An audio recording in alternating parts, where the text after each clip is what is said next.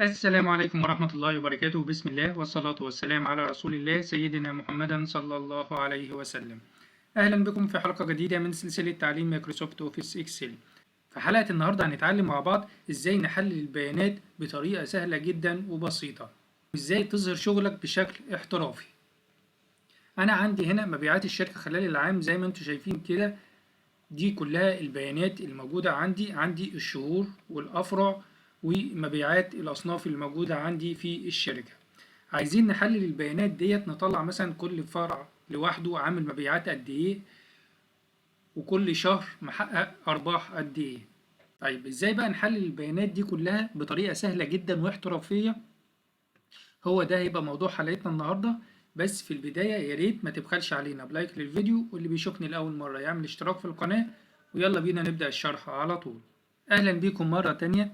طيب عشان نحلل البيانات زي ما قلنا في بداية الفيديو بطريقة احترافية، طريقة سهلة جدا لأي مبتدئ في الإكسل. طيب هنعمل إيه؟ أنا عندي البيانات هنا كلها هي موجودة في شيت إكسل عادي. طيب أول حاجة هنعملها، أنا عايز أحط البيانات ديت جوه جدول من الجداول الجاهزة. طيب هنحطها في جدول ازاي؟ بنيجي هنا على قائمة هوم، ونيجي هنا على فورمات از تيبل، نبتدي نختار شكل من الاشكال دي كلها جداول جاهزة. انا اختار مثلا الشكل دوت، وهندوس هنا اوكي. خلي بالكم لازم انا ابقى واقف جوه الجدول، ما بقاش جاي واقف بره كده واجي اعمل فورمات از تيبل. لو جيت عملت فورمات از تيبل كده هيعمل لي على الخليه دي بس، لكن لازم انا اقف جوه الجدول، اي خليه جوه الجدول. بعد كده هنعمل فورمات از تيبل، اختار اي شكل من الاشكال دي، اختار مثلا الشكل دوت، علم لي على الجدول كله، على البيانات كلها اهيت. طيب بعد كده بدوس هنا اوكي، حط لي البيانات زي ما انتم شايفين جوه جدول من الجداول الجاهزه بالشكل دوت. اقدر انسق فيها، ممكن نيجي مثلا على يناير الشهر والفرع كده، نظللهم كده كلها بالشكل دوت، واجي اديها لون تاني. ابتدي اختار لون كده من الالوان ديت،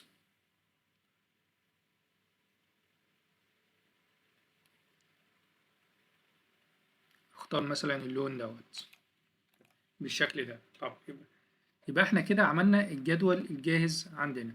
طيب ازاي بقى نحلل البيانات ديت بحيث ان انا اقدر اطلع مبيعات شهر معين من الشهور ديت، او اختار فرع معين من الافرع ديت؟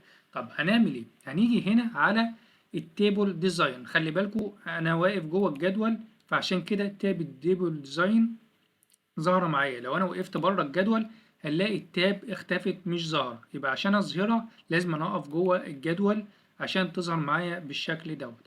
طيب بعد كده بقى بدوس هنا على التيبل ديزاين، وباجي هنا من مجموعة التولز هنلاقي في أداة اسمها insert slicer.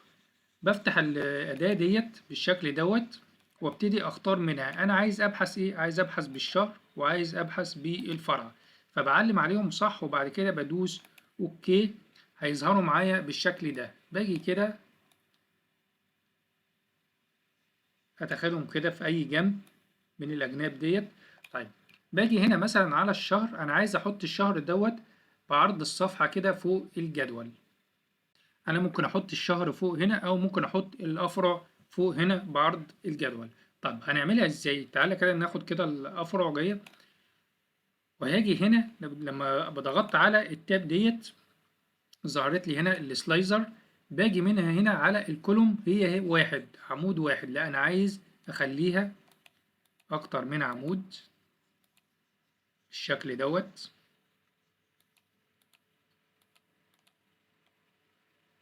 واروح جاي مصغر كده وابتدي اطول كده، هتظهر معايا زي ما انتم شايفين بالشكل دوت. ابتدي بقى انسق فيها. تعالى كده ننزل دي كده شوية تحت، واجيب دي كده هنا فوق.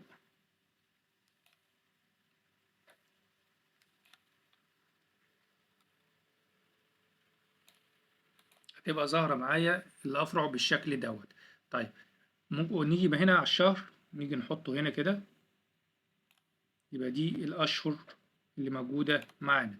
طيب أنا ممكن دلوقتي في السلايزر دوت أضغط عليها كده، وأجي أديها لون نفتح الجدول ده كده ونختار مثلا اللون ده، واجي هنا برضو على الشهر نفتح كده ونختار اللون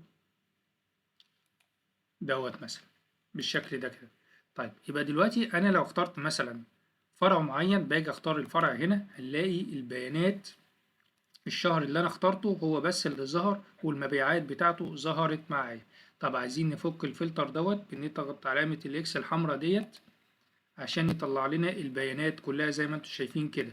طب عايز مثلا فرع معين، بختار هنا الفرع اسيوط مثلا، جاب لي اسيوط كلها. اخترت فرع القاهرة جاب لي القاهرة كلها، شرم الشيخ، الجيزة، طنطا، وهكذا. طب عايزين نفك الفلتر، بندوس هنا على الاكس الحمراء ديت فبيبين لنا البيانات كلها. طب انا دلوقتي عايز اعمل حاجة، عايز البيانات ديت اللي هي المبالغ المبيعات اللي تمت، عايز بمجرد ان انا ابص على البيان اعرف ايه اكبر مبيعات تمت وايه اصغر مبيعات تمت. لكن لو بصيت انا كده بالعين كده مش هعرف، مش هشوف. طيب نعمل الكلام ده ازاي؟ عن طريق الكونديشنال فورماتنج. طب هنعملها ازاي؟ باجي اظلل كده المبيعات كلها بالشكل دوت، ظللت عليها كده. بعد كده بخش هنا على قائمة هوم ونخش على الكونديشنال فورماتنج، بفتح السهم دوت وباجي اختار هنا نيو رول، وباجي هنا على اول اختيار بفضل واقف عليه وبنزل تحت هنا على الفورمات ستايل، بفتح السهم دوت وبختار 3 color 3 color cells بالشكل دوت، وباجي اختار الالوان. هنقول مثلا هنا اختار اللون دوت، اول لون بيبقى لون فاتح جدا. طيب تاني لون بيبقى نفس اللون بس اغمق منه شوية. تالت لون بختار بقى اي لون، اختار مثلا اللون الاحمر دوت. بعد كده بدوس اوكي، فالبيانات بتظهر معايا زي ما انتم شايفين بالشكل دوت. هنا طبعا اللون الاحمر الغامق ده بيمثل اكبر مبيعات عندي، واللون اللي هو الفاتح خالص دوت بيمثل عندي اصغر مبيعات تمت عندي. طب لو جينا نفلتر بقى هنا، عايز مثلا اعرف فرع القاهرة ايه المبيعات اللي تمت فيه، بدوس هنا على القاهرة فبيبين لي كده. مجرد ان انا ابص ابقى عارف ان باينة من الشاشة LCD اكبر مبيعات تمت في شهر مارس.